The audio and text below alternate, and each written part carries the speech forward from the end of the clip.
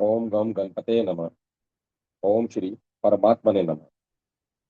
श्री रामायण गुणार्व श्री राम अध्याय का शेष अंश। अधीनात्मा सदा प्रसन्न प्रफुल्ल रहने से श्री राम अधीनात्मा है। अधि अधीनात्मा है। अति गंभीर प्रकृति वाले को भी अधीनात्मा कहते हैं। ऐश्वर तीर्थ के मत में है अति व्यसन परंपरायामपि इत्यादि, अर्थात घोर संकटों पर संकट आने की भी स्थिति में जिसका अंतःकरण शुद्ध नहीं हो वह अधीनात्मा है। विचक्षण का अर्थ है विचेष्टे इति विचक्षण किया गया है, अर्थात जो विविध प्रकार से बोलता है और विचक्षण है। वस्तु के तात्विक रहस्य को समझाने के लिए विविध प्रकार से बोलने वाला मानव विचक्षण कहलाता है। श्री राम में यह गुण है, अतः वे विचक्षण हैं। सर्वदा विगत सद्भिः सर्वदा विगत सद्भिः का अर्थ करते हुए श्री गोविंद राज कहते हैं कि श्री राम सदा सत्पुरुषों से आवृत घिरे रहते हैं। महेश्वर तीर्थ के मत में सद्भिः सर्वदा अभिगत पदों से तीन सिद्धांत निकलते हैं। श्री राम परम प्राप्य हैं। सज्जनों के लिए दूसरी प्राप्य वस्तु नहीं है। श्री राम को जो प्राप्त करता है वह श्री राम के साथ एक हो जाता है। उपर्युक्त 10 गुण श्री राम के संपूर्ण विद्याओं में निष्णात होने के सूचक हैं।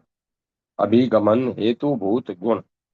अब उन गुणों का वर्णन करते हैं जो श्री राम के समीप पहुंचाने के में सहायक हैं। आर्य। आर्य शब्द का अर्थ आर्यते इति आर्य, अर्थात अभिगमन योग्य को आर्य कहते हैं। सौलभ्य, कौशील्य और वात्सल्य आदि गुणों के कारण श्री राम अभिगमन समीप जाने के योग्य हैं, अतः वे आर्य हैं। महेश्वर तीर्थ के मत में आर्य का अर्थ पूज्य है। वेद में आर्य शब्द का अर्थ आर्य ईश्वर का पुत्र यह होता है। संख्यातत्व कुमोदी में वाचस्पति मिश्र ने आर्य शब्द का अर्थ आरात दूरे गता बुद्धिशम तय आर्य यह किया है, अर्थात हीन कर्मों से जिनकी बुद्धि दूर रहती हो वे आर्य हैं। अथवा आरत समीपम गता बुद्धिश्याम ते आर्य, अर्थात तत्व के समीप जिनकी बुद्धि पहुंच गई हो वे आर्य हैं। आर्य शब्द के ये सब अर्थ श्री राम में घटते हैं, अतः वे आर्य हैं। सर्वसमः। सर्वसमः का अर्थ है जाति गुण और वर्तन वृत्ति आदि के कारण भेदभाव किए बिना जो सबको समान रूप से शरण में लेते हैं। महेश्वर तीर्थ के मत में सर्वसमः का अर्थ है शत्रु मित्र और उदासीनों के में विषमता रहित। तिलकटी का के मत में सर्वसमः का अर्थ है सुख दुख दुखोत्कृष्टे हर्ष विषाद रहित, अर्थात सुख दुख आदि में हर्ष विषाद रहित होने से श्री राम सर्वसम है।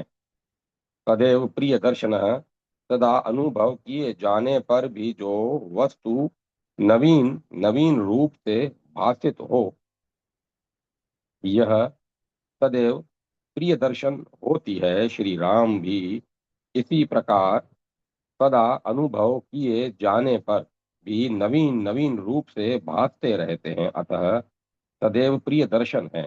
तिलक और शिरोमणि के मत में सदैव प्रिय दर्शन का अर्थ है सर्वावस्थ तासु प्रिय दर्शन, श्री राम सब अवस्थाओं में प्रिय दर्शन है, किसी भी स्थिति में अप्रिय दर्शन नहीं है। उपर्युक्त गुण श्री राम के समीप ले जाने में सहायक है, अतः अभिगमन हेतु गुण कहलाते हैं।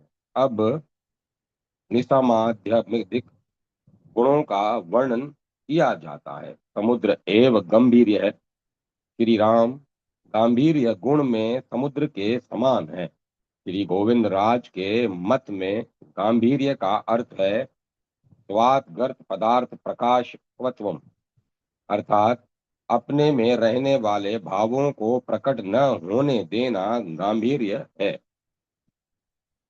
धैर्यक्षण हिमवानिक, धैर्य गुण में श्री राम हिमालय के समान है। श्री गोविंद राज के मत में धैर्य अर्थ है शोक हेतु सद्भावमपि निशोकत्वम, अर्थात शोकजनक कारणों के होने पर भी निशोक रहना धैर्य गुण है। निष्णाना श्रद्धशो वीर्य, वीर्य गुण में श्री राम विष्णु के समान है। वीर शब्द का अर्थ श्री गोविंद राज के मत में सतत प्रगति में लगे रहना है।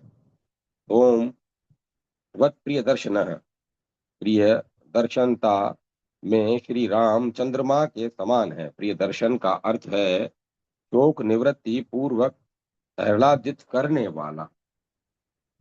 तिलक टीका के मत में सोम वत्य प्रिय दर्शन का अर्थ प्रजा व्यवहार निरीक्षण काल में भी सौम्य रूप से दिखता है। कालाग्नि सदृश क्रोध है। क्रोध गुण में श्री राम कालाग्नि के समान है।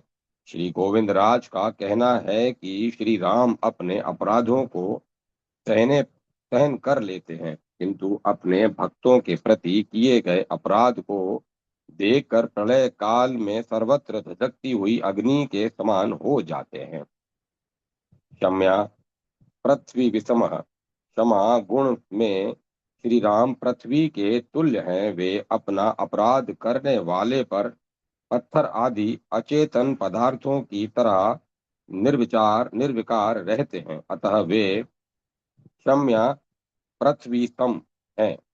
तिलककर्ता के अनुसार क्षम्या पृथ्वी का अर्थ है प्रतिकार इत्यादि, अर्थात अपराधियों का प्रतिकार करने की सामर्थ्य होने पर भी प्रतिकार न करना क्षमा है, अर्थात अपकारों का सहन करना क्षमा है। इसमें श्री राम पृथ्वी सम है।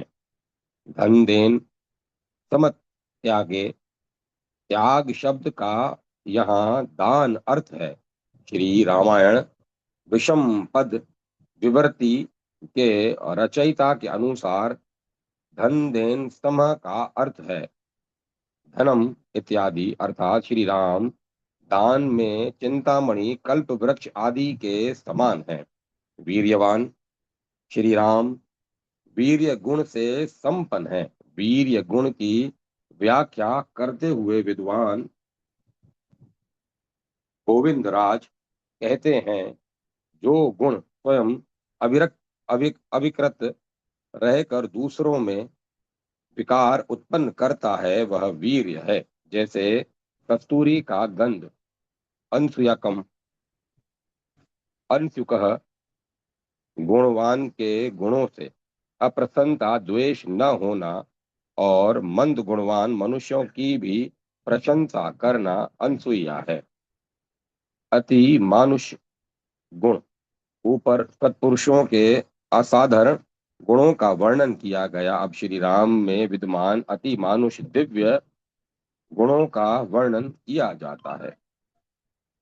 नित्य प्रशांतात्मा, नित्यम प्रशांतात्मा का अर्थ है अक्रोधन स्वभाव, अर्थात श्री राम सदा अक्रोधन स्वभाव है। कदापि उनके स्वभाव में चिड़चिड़ापन नहीं आता। इतना ही नहीं, उच्च मानव की पुरुषम नोत्तरम प्रतिपद्यते, वे पुरुष क्रूर वचनों के कहे जाने पर भी उत्तर नहीं देते।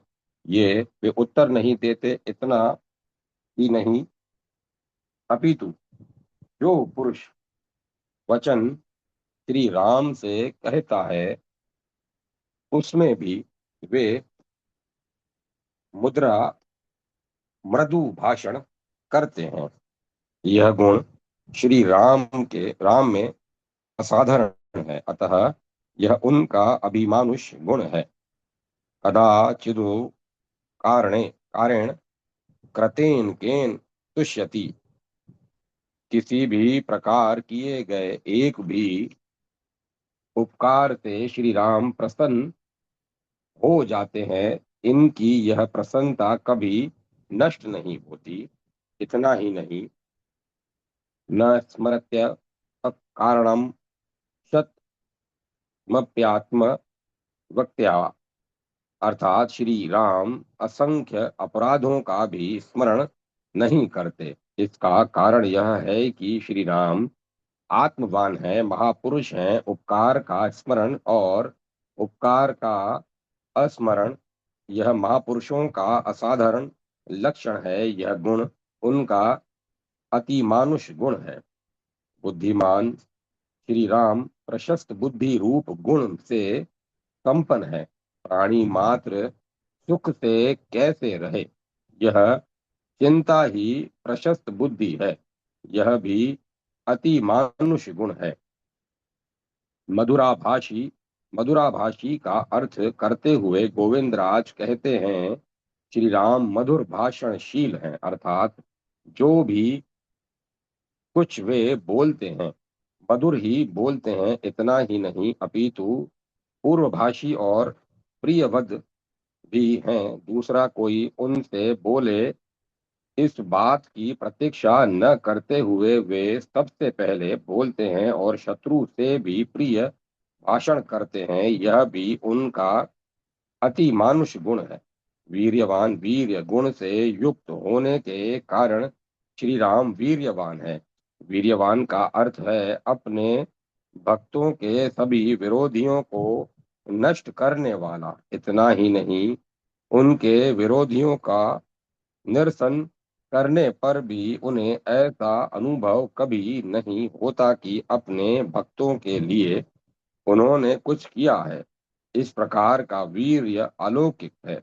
अतः अतः उनका यह गुण भी अति मानुष है।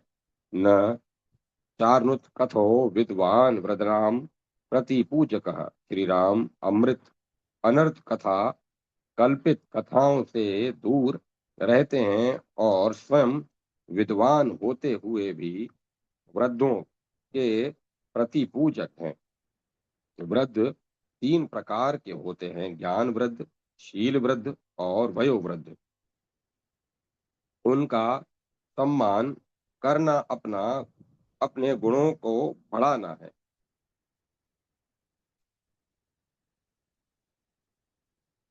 सानुक्रोश, श्री राम अनुक्रोश दया गुण से संपन्न है, अतः सानुक्रोश दयालु है। दूसरे के दुखों को सहन न करना दया है।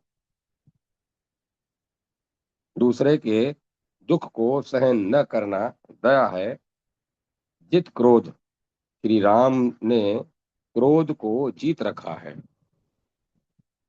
अर्थात क्रोध राम के वश में है, क्रोध के वश में राम नहीं।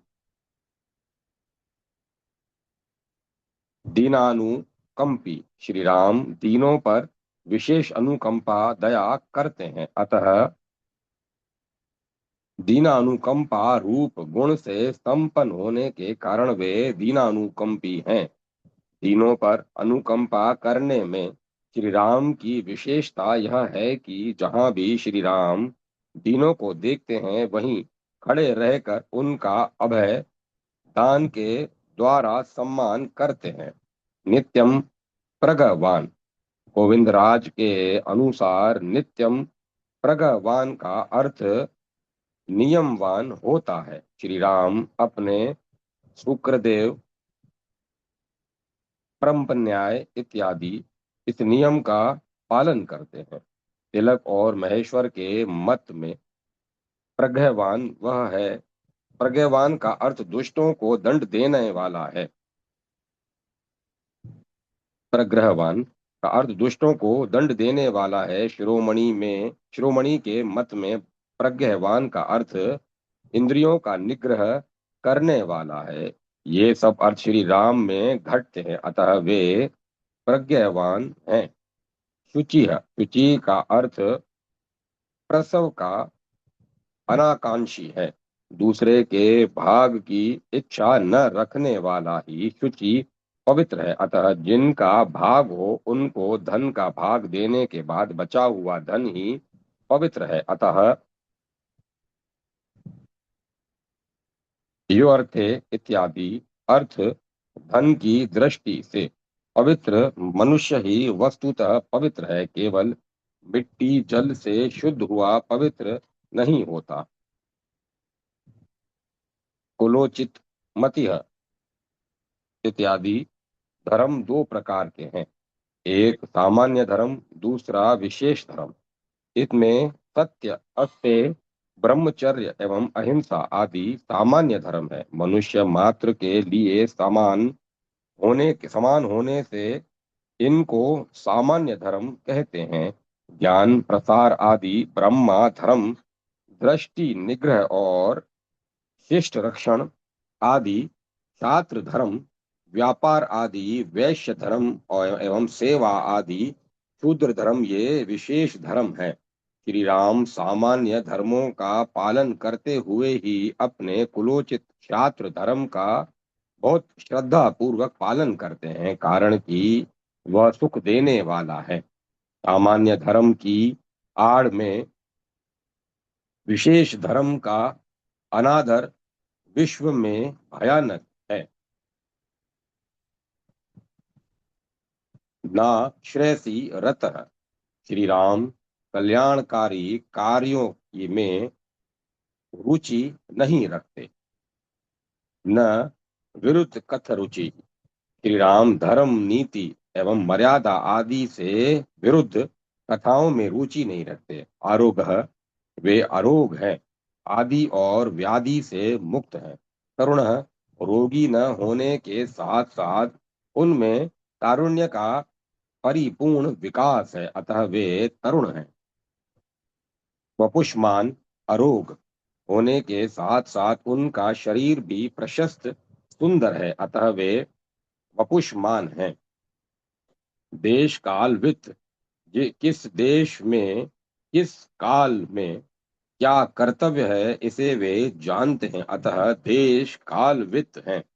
लोके पुरुष तारज्ञ, वे लोक में विद्वान पुरुषों के हृदयों के जानकार हैं, अतः उनको लोके पुरुषारज्ञ कहते हैं। एक बार दर्शन मात्र से वे पुरुषों के हृदय के सार को जान लेते हैं। विद्याव्रत स्नातः, अनेक प्रकार के विद्या प्रस्थानों में और उनके ग्रहण के समय शास्त्रों में प्रतिपादित नियमों के पालन में श्री राम स्नात निपुण हैं। तीन प्रकार के स्नातक होते हैं, विद्या स्नातक, व्रत स्नातक और विद्याव्रत स्नातक। इनमें श्री राम विद्याव्रत स्नातक हैं। विद्याव्रत स्नात हैं, शास्त्रों में विद्या और व्रतों में पारंगत को स्नातक कहते हैं।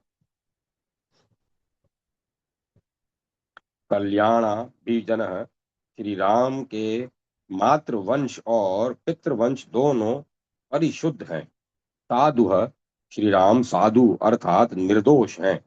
अधीन, शोभ के कारण होने पर भी जिनका मन शुद्ध नहीं होता वे अधीन हैं।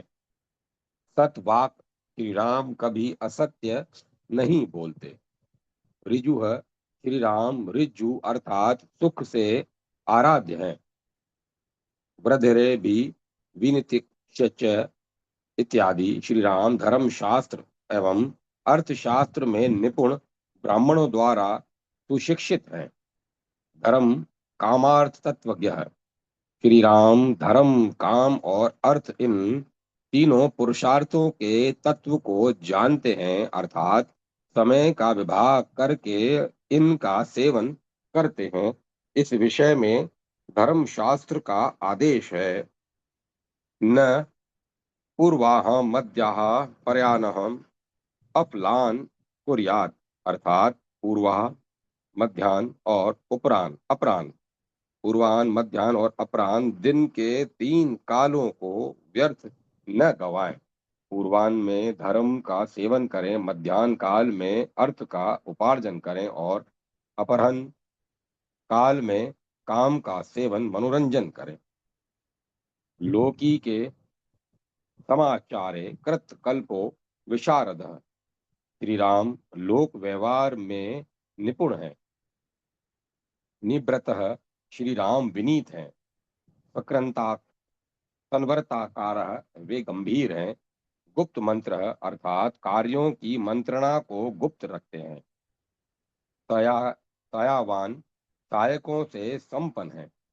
त्याग संयम काल वित्त, वे त्याग और संयम के काल के ज्ञाता हैं, अर्थात वस्तुओं के संग्रहण और उनके त्याग के समय को यथार्थ रूप से जानते हैं। दृढ़ भक्ति है, श्री राम माता पिता और आचार्य आदि में दृढ़ भक्ति रखते हैं। ना सादाही, अर्थात असज्जनों के संग्रह से रहित हैं। न दुर्वाचा, वे दुष्ट वचनों गाली का प्रयोग कभी नहीं करते।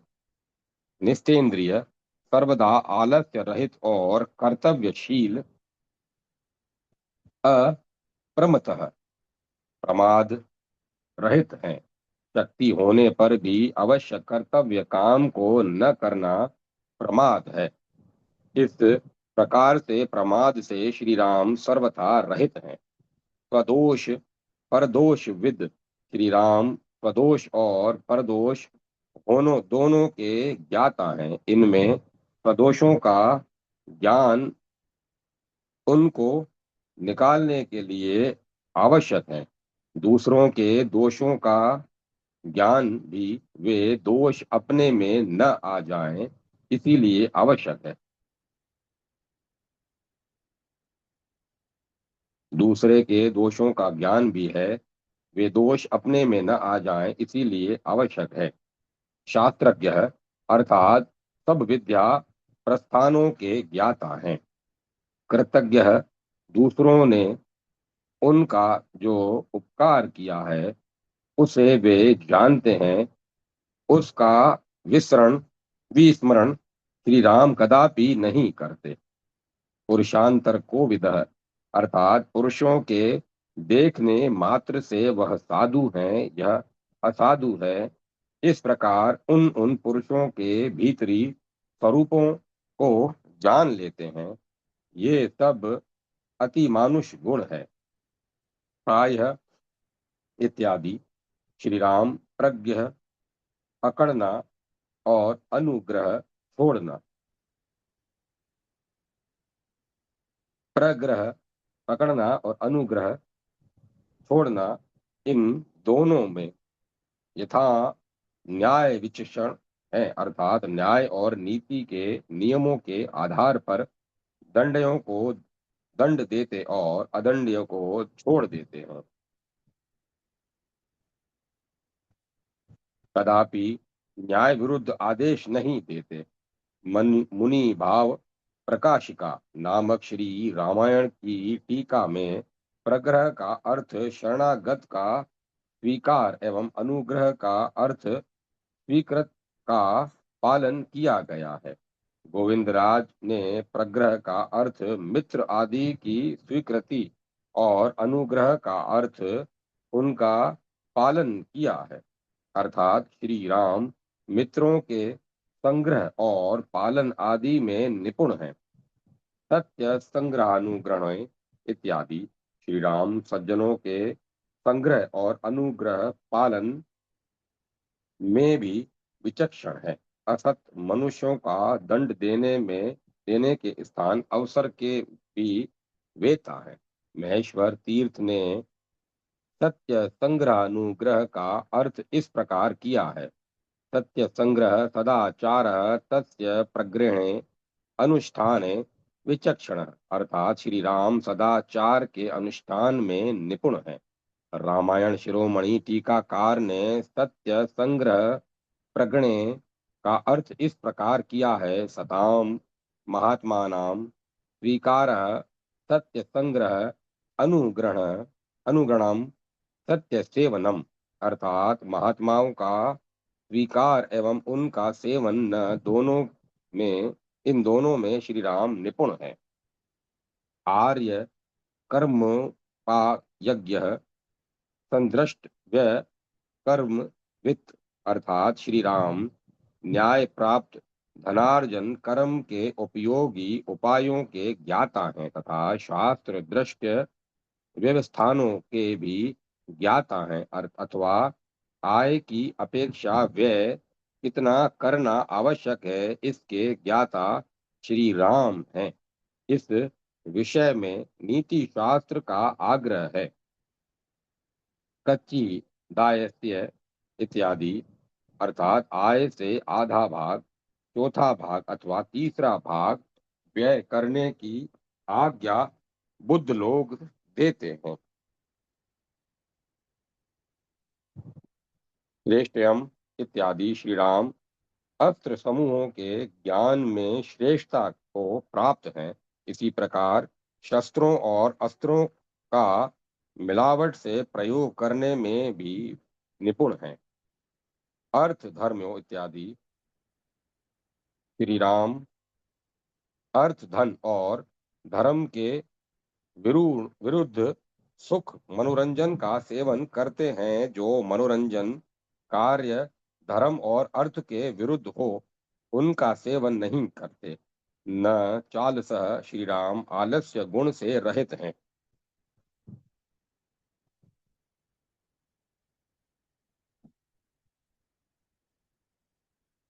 व्यवहारिकाणाम शिल्पानाम विज्ञाता श्री राम विहार मनोरंजन ही जिसका फल है ऐसे शिल्पों के अर्थात गीत वाद और चित्रक्रम आदि कलाओं के ज्ञाता हैं। महाभारत सभा पर्व में उपलब्ध यंत्र सूत्रम च नागरम के आधार पर इसका अर्थ विहार ही जिनका फल है ऐसे यंत्रों में के श्री राम ज्ञाता है यह किया गया है। इस प्रकार श्री राम के अनेक कल्याण गुणों का निर्देश ऊपर किया गया है। अब है दुर्गुण गुण श्री राम में नहीं है इसका प्रतिपादन किया जाता है। यह गुणों का अभाव श्री राम के है, नीच कोटि के गुण नहीं है। नाम भी दुर्गुण तो नाम को भी नहीं है। इसका प्रतिपादन भगवान वाल्मीकि ने निम्नलिखित श्लोक में किया है। अनसुया जीत क्रोधो न द्रप्तो न च मत्सरी नावज्ञश्च भूतानाम न च काल वशानुगः। श्री राम में अनसुया परदोष दर्शन क्रोध दर्पण मत्सर डाह दूसरों के तिरस्कार की भावना और काल के वश में होना ये दुर्गुण नहीं है। इन सब की व्याख्या पहले ही की जा चुकी है। श्री राम में के कुछ और असाधारण दिव्य गुण। अब श्री राम के अन्य असाधारण और अति मानुष दिव्य गुणों का वर्णन किया जाता है। मनुष्यों की आपत्ति में श्री राम बहुत दुखी होते हैं। मनुष्यों की आपत्ति में श्री राम बहुत दुखी होते तथा उनके उत्सव प्रसंगों में पिता के सदृश प्रसन्न होते हैं। मनुष्यों के ज्ञान और गुणों की वृद्धि सत्संग से होती है। श्री राम के विषय में वाल्मीकि मुनि कहते हैं, श्री राम अस्त्राभ्यास काल की छुट्टी में भी शील वृद्ध, ज्ञान वृद्ध और वयोवृद्ध सज्जनों का सत्संग किया करते थे। जो सत्संग ज्ञान और गुणों का वर्धक है। 3 प्रकार के वृद्धों में शील वृद्ध उनको कहते हैं जो सदाचार के पालन में आगे बढ़े हुए हैं। ज्ञान वृद्ध वे हैं जो ज्ञान के अर्जन में उन्नति कर चुके हैं। वह नाम अवस्था है। अवस्था की दृष्टि से वृद्धों को वयोवृद्ध कहते हैं। श्री राम के अति मानुष गुणों का संकलन भगवान श्री रामानुजाचार्य के शिष्य श्री कुरेश स्वामी ने अपने अति मानुष वस्तव में किया है। उसमें वर्णित श्री राम के अति मानुष गुण आगे कहे जाते हैं। उनके मत में जटायु को मोक्ष देना तथा सुग्रीव के कहने पर 7 काल वृक्षों के 7 पर्वत और पृथ्वी का भी भेदन आदि श्री राम के अति मानुष गुण है। समुद्र पर सेतु बंधन भी उनका अति मानुष गुण है। विभीषण को शरण और लंकेश्वर्य देना भी अति मानुष गुण है। दक्षिण समुद्र के तट पर पश्चिमोत्तर समुद्र तट के निवासी दैत्यों को एक बाण से नष्ट कर देना भी अति मानुष गुण है। युद्ध में निस्सहाय और निरायुध रावण को विश्वताम कुछ देर विश्राम कर लो कहना भी अति मानुष गुण है। श्री लक्ष्मण जी का शक्ति से आहत होने पर राक्षसों के लिए भारी तथा श्री हनुमान जी के लिए लघु हल्का हो जाना उनका अति मानुष गुण है। श्री राम श्री चरणों के स्पर्श से शिला का स्त्री अहिल्या रूप में परिणत हो जाना श्री राम का अति मानुष गुण है। तृण का ब्रह्मास्त्र रूप में परिणत हो जाना अति मानुष गुण है। पादुका से त्रिभुवन की रक्षा करना अति मानुष गुण है। अपराधी जयंत पर भी कृपा करना अति मानुष गुण है।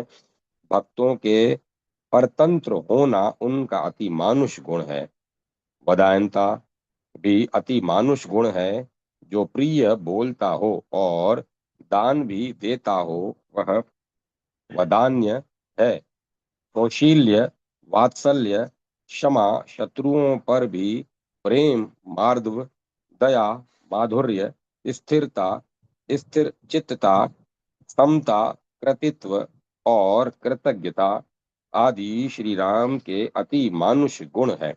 उपर्युक्त सभी गुणों से श्री राम की वैसी ही शोभा हुई जिस प्रकार सूर्य की किरणों से सूर्य की होती है। गुणो रुचे रामो द्विक्तः सूर्य इवाशुंभ्य। जय माता सरस्वती। जय माँ सरस्वती। राम कथा मानवता कथा है। लेखक स्वामी श्री अनिरुद्धाचार्य जी वेंकटाचार्य जी महाराज।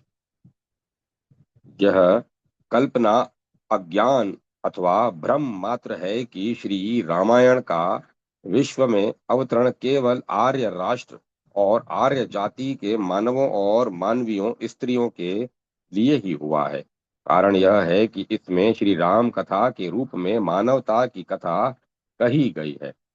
रूस के विद्वान वारनकोव का भी श्री रामायण के विषय में यही मत है कि वाल्मीकि ने श्री रामायण के द्वारा श्री रामचरित्र के माध्यम से विश्व राष्ट्रों और विश्व मानवों को मानवता का उपदेश दिया है। मानव कौन है और वह मानवता की प्राप्ति कैसे कर सकता है, इन दो जिज्ञासुओं का समाधान श्री राम और रामचरित्र में है। अर्थात राम जैसा नर मानव है और राम के जैसे चरित्र से मानवता की प्राप्ति हो सकती है। श्री राम मानवों के तथा रामचरित्र मानव चरित्र का आदर्श है। अतः विश्व के मानवों का कर्तव्य है कि वे अपना जीवन राम का जैसा बनाकर स्वयं सुख शांति और उन्नति प्राप्त करें।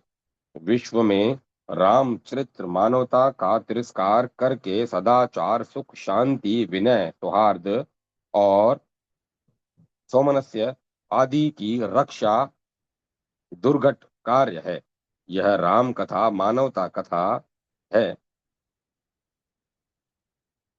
काली प्राचीन काल में इसका प्रभाव और प्रसार पृथ्वी के दोनों गोलार्धों और चारों खंडों में एक रूप से सर्वत्र व्याप्त था। आज भी इसका प्रभाव और विस्तार भारत के पूर्वीय द्वीपों और देशों में अवांछनीय रूप से सुरक्षित है। उत्तर में मंगोलिया, साइबेरिया आदि देशों में यत्र तत्र इसका प्रसार है। दक्षिण अमेरिका में के पेरू आदि प्रदेशों में वहां के मूल निवासियों में राम सीता आदि उत्सवों के रूप में राम कथा का प्रसार आज भी अक्षुण्ण है। पश्चिम में भी इसका प्रभाव सुदूर पश्चिम में स्थिर आइसलैंड तक था, किंतु यावन मूसा ईसा मोहम्मद द्वारा प्रवर्तित मतों से इनके प्रसार में बाधा आई है। मानवता से दानवता का अभिभव मानवता से दानवता का अभिभव श्री रामायण में इस बात का चित्रण किया गया है कि मानवता से ही दानवता का पराभव हो सकता है। श्री रामायण में श्री रामचरित्र के माध्यम से मानवता एवं रावण के चरित्र के माध्यम से दानवता के स्वरूपों का प्रतिपादन हुआ है। मानवता नाम मर्यादा का है और मर्यादा का जनक विनय है। दानवता नाम उच्छलता का है और उसका जनक अहंकार है। मानवता सुख शांति उन्नति एवं सेवा भाव आदि की जननी है। दानवता दुख अशांति और एवं पीड़ा अभाव आदि की जननी है। राम में विद्यमान रामत्व विनय है। रावण में विद्यमान रावणत्व उच्छलता है। विविध राम रामायण एवं पुराण आदि आर्ष ग्रंथों के अवलोकन से श्री राम तीन प्रकार के हैं यह सिद्ध होता है। इनमें एक राम तो ऐतिहासिक राम हैं जो दाशरथी हैं एवं जिनका इतिहास रामायण है, जिन्होंने अपना परिचय आत्मानाम मनुष्याम मन्ये राम दशरथ आत्मजम के रूप में देवताओं को दिया था। दूसरा राम अध्यात्म में मन अथवा आत्मा है।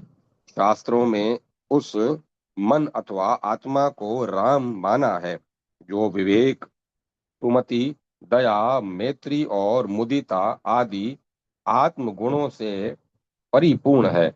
इसके लिए ही शांति सीता समायुक्त आत्मा रामो विराजते कहा गया है।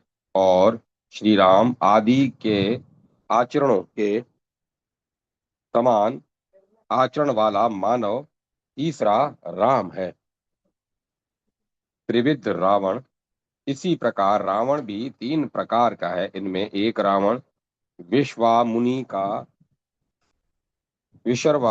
का पुत्र था जो लंका निवासी था। अध्यात्म शरीर में मन अथवा आत्मा के रूप में दूसरा रावण है जो अहंकार मोह कुमति क्रूरता लोलुपता एवं उच्छलता आदि दुर्गुणों से संपन्न है।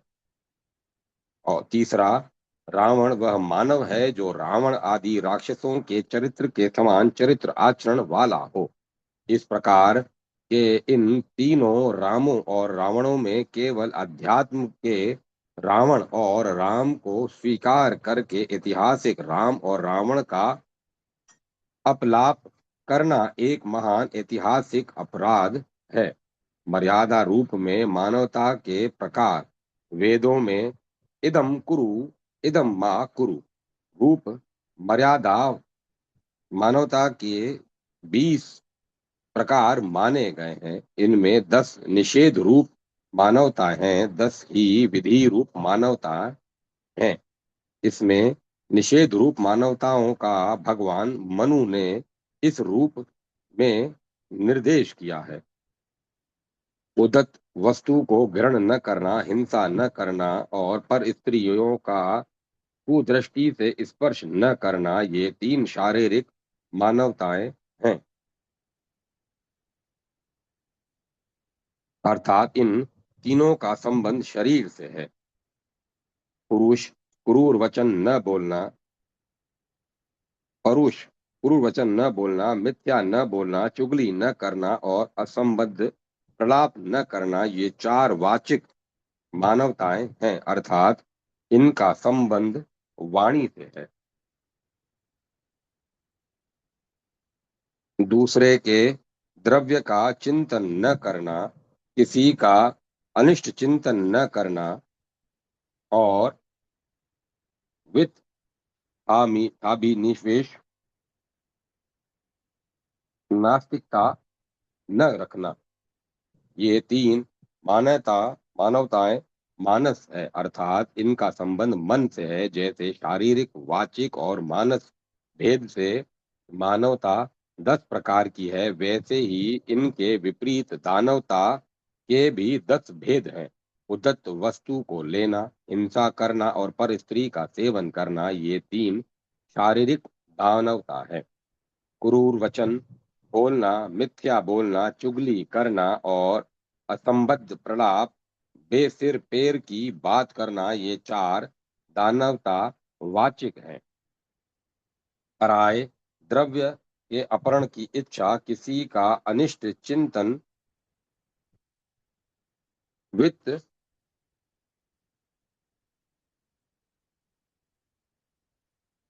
वित्ताभि वित्ता भी निवेश, नास्तिकता, ये 3 मानस दानवताएं हैं।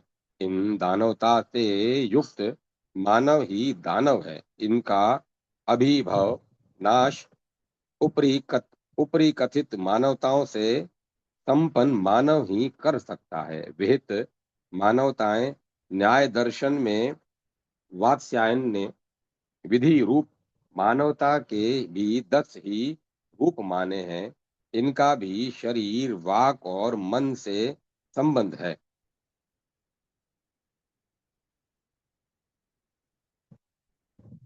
ये इनमें दान, परित्राण और सेवा, ये 3 शारीरिक मानवताएं हैं। अर्थात मानव को शरीर से दान, रक्षा और सेवा, इन 3 कार्यों को करना चाहिए। प्रिय भाषण, सत्य भाषण, हित भाषण और स्वाध्याय, ये 4 वाचिक मानवताएं हैं। वाणी से इन चारों मानवताओं का पालन करना मानव का कर्तव्य है। संतोष, जितेंद्रियता और शुद्ध श्रद्धा, ये 3 मानस मानवताएं हैं। अर्थात इन तीनों का मन से पालन करना आवश्यक है। विहित 10 प्रकार की मानवताओं के विपरीत 10 प्रकार की दानवताएं भी हैं। इनमें दान न देना, रक्षा न करना और सेवा न करना, ये 3 दानवताएं शारीरिक हैं। क्रूर वचन, असत्य वचन और अहित वचन और स्वाध्याय में आलस्य, ये 4 वाचिक दानवता हैं। असंतोष, असंयम और अश्रद्धा, ये 3 मानस दानवताएं हैं। इस प्रकार इन मानवताओं और दानवताओं का उपदेश श्री राम आदि के चरित्रों एवं रावण आदि के चरित्रों के माध्यम से भगवान वाल्मीकि ने राम कथा रूप रामायण से विश्व के मानवों को दिया है। श्री रामायण का परम तात्पर्य श्री रामादिवद वर्तित्वज्ञम और न क्वचित रावणादिवत ये दो ही हैं, अर्थात मानवों को श्री राम आदि के आचरण के अनुसार चलना आवश्यक है, न कि रावण आदि के आचरण के अनुसार। रावण आदि का आचरण दानवता है, श्री राम आदि का आचरण मानवता है। मानवता कथा का भी दूसरा नाम राम कथा है। जय माता सरस्वती। जय मां सरस्वती। परमात्मा राम और हमारी साधना। लेखक साधु वेश में एक पथिक। प्राय संसार के में प्रत्येक मनुष्य जहाँ कहीं सौंदर्य अथवा माधुर्य एवं ऐश्वर्य देखता है, उसकी ओर आकृष्ट हुए बिना नहीं रहता। और जब कभी किसी में एक साथ ही अनुपम सौंदर्य, अगाध माधुर्य तथा सर्वोपरि ऐश्वर्य का परिचय मिलता है, तब विज्ञ जन मानस उसकी ही निराकार ब्रह्म के नर रूप में अवतरित आकार की ही उपासना को अपने जीवन का परम लक्ष्य निश्चित कर लेता है। त्रेता युग में निराकार ब्रह्म के निराकार अवतार के अनुपम सौंदर्य, माधुर्य, ऐश्वर्य की कथा सुनकर सहज ही उनके दर्शन की अभिलाषा जागृत होती है। लाखों दर्शनाभिलाषी जनों में अनेक लोग जप करते हैं, अनेक लोग नाम संकीर्तन करते हैं तथा अनेक लोग भगवान श्री राम की मूर्ति में मंत्रों द्वारा प्राण प्रतिष्ठा कर वर्षों अपनी मान्यता के अनुसार अर्चन वंदन रूप से में भावोपासना करते हुए जीवन बिता देते हैं, पर दर्शन उनके लिए दुर्लभ ही रह जाते हैं। राम की कृपा से संतों का सुसंग सुलभ होता है। इस सुसंगति से विवेक प्राप्त होता है, विवेक के सदुपयोग से मूर्ता का अंत होता है, तभी साधक दर्शन का अधिकारी होता है। कुछ भक्तों का निर्णय है कि जो साधक प्रेम से निरंतर राम के रूप का चिंतन करेगा तथा कभी किसी भी प्रलोभन से विचलित न होगा और राम के रूप का स्मरण, मनन एवं चित्रण का गान करते हुए उन्हीं के रूप के दर्शन की ध्यान में प्रतीक्षा करेगा, उसी के समक्ष ब्रह्म तत्व राम रूप में प्रकट होगा। जब कोई साधक भगवान के अतिरिक्त संसार के में अन्य कुछ भी नहीं चाहता, उसी निष्काम साधक को प्रभु की कृपा का अनुभव होता है। प्रभु की कृपा से ही स्वयं प्रभु सुलभ होते हैं। जब हम सुनते हैं कि भगवान राम अखंड ज्ञान स्वरूप हैं, सच्चिदानंद हैं, तब साधकों के लिए विशेष साधना द्वारा यह जान लेना असंभव है कि असत्य के साथ सत्य, जड़ के साथ चेतन और दुख के साथ आनंद भास के रूप में परमात्मा ही हमारे साथ है। भगवान राम हम लोगों के साथ अपने सच्चिदानंद स्वरूप में अभिन्न ही हैं। राम सच्चिदानंद दिन सा, नहीं ताह मोह निशा अवलेसा।